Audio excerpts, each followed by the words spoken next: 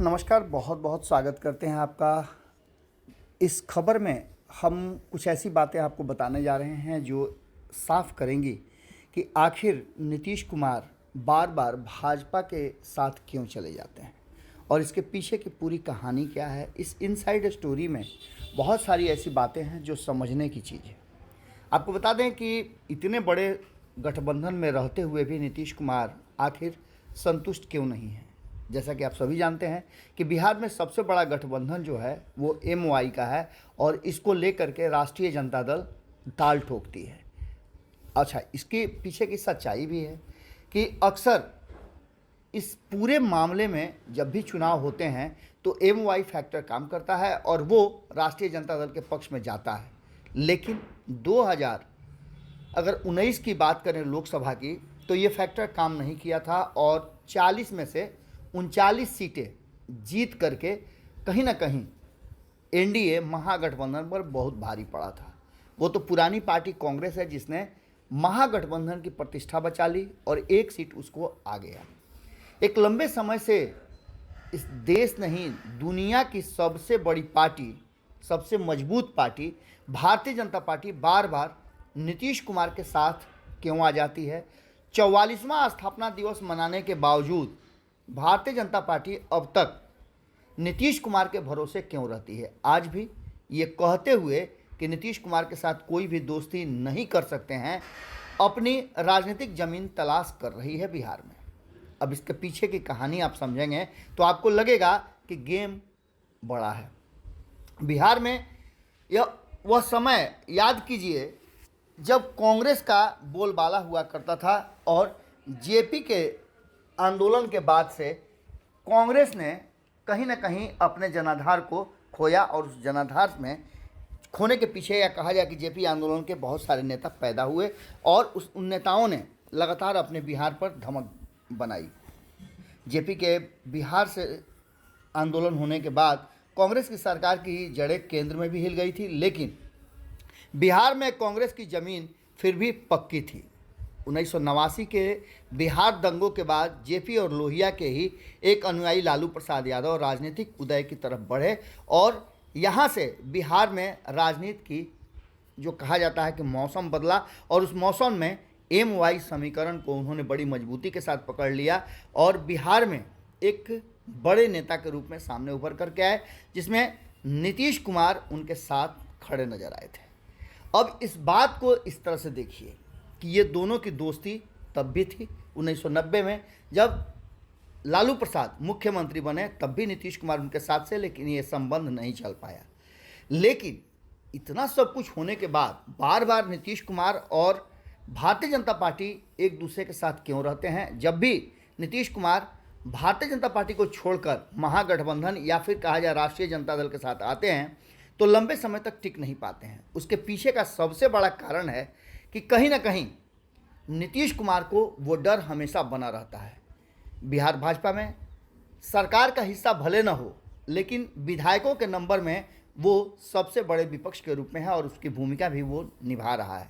Bharatiya Janata party इस पूरे जो बजट सत्र चला उसके अंदर अपनी धमक दिखाने में कामयाब रही। हालांकि बजट सत्र मिला जुला करके बहुत ही अच्छा रहा और सहयोग भी मिला, चर्चाएं भी हुई। 2019 के लोकसभा चुनाव में भी आपको हमने बताया था कि किस तरह से 40 में से 39 सीट जीतने वाली भारतीय जनता पार्टी नीतीश कुमार पर आश्रित रहती है।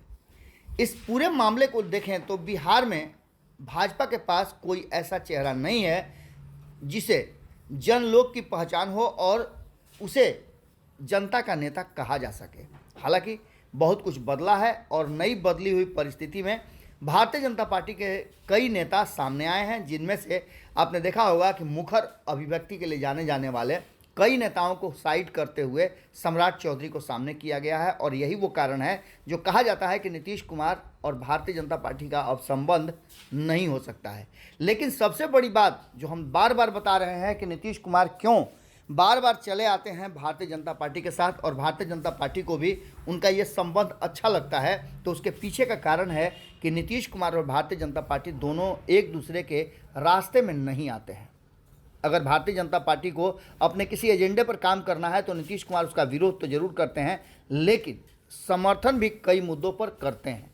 लेकिन यहाँ सबसे बड़ी बात यह है कि नीतीश कुमार को ये डर कभी भारतीय जनता पार्टी के साथ नहीं रहा कि उनकी कुर्सी का कोई उत्तराधिकारी पैदा हो जाएगा भाजपा से और उन्हें कुर्सी से उतार दिया जाएगा। जैसे ही ये भय होता है, और हुआ पिछले ही साल अगस्त में, उन्हें ये लगा कि भारतीय जनता पार्टी उनकी कुर्सी छीनना चाहती है, तो उन्होंने सीधे तौर पे भारतीय जनता पार्टी को ही छोड़ दिया। लेकिन अब यहाँ उन पर दबाव बढ़ गया है कुर्सी छोड़ने का। निश्चित रूप से जब जब वो आते हैं तब तब दबाव बढ़ता है। 2015 के चुनाव के बाद भी ये दबाव बढ़ा था। लालू प्रसाद चाहते थे कि वो तेजस्वी यादव को मुख्यमंत्री की कुर्सी देकर 2019 में लोकसभा का चुनाव लड़ें और देश के राजनीति में जाएं। एक बार फिर से इन्हीं चर्चाओं के बीच कहीं ना कहीं नीतीश कुमार और भारतीय जनता पार्टी की तथाकथित रूप से कही जा रही है कि नज़दीकियां बढ़ने लगी है, और इसमें 2024 के चुनाव में भारतीय जनता पार्टी को भी लगता है कि कहीं ना कहीं वो पिछड़ सकती है अगर नीतीश कुमार उसके साथ नहीं रहें तो। नए लोगों का उदय हो रहा है, और इस बीच में भारतीय जनता पार्टी के साथ और महागठबंधन के साथ रहने का घाटा और फ़ायदा नीतीश कुमार को यही है कि वो हमेशा कुर्सी को स्टेक पर रखते हैं, और ये उनकी कुर्सी हमेशा हिलती डुलती रहती है। लेकिन भारतीय जनता पार्टी के साथ बड़ी निश्चिंतता के साथ वो मुख्यमंत्री की कुर्सी पर बेधड़क और बेहिचक बने रहते हैं।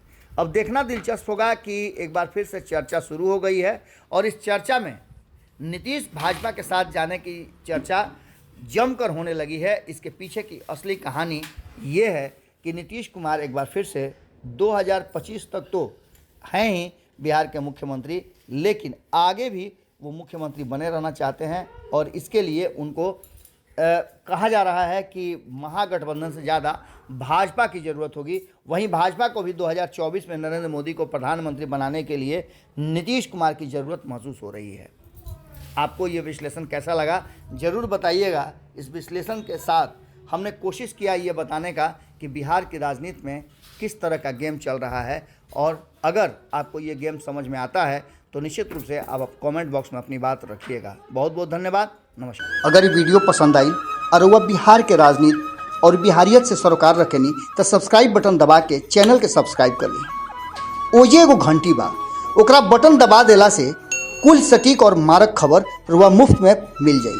अगर रुआ पत्रकारिता के हमनी के नया प्रयोग में सहयोग कर चाहतानी तो ज्वाइन बटन दबा दी। पेटीएम नंबर नोट कर ली 9386816700। धन्यवाद।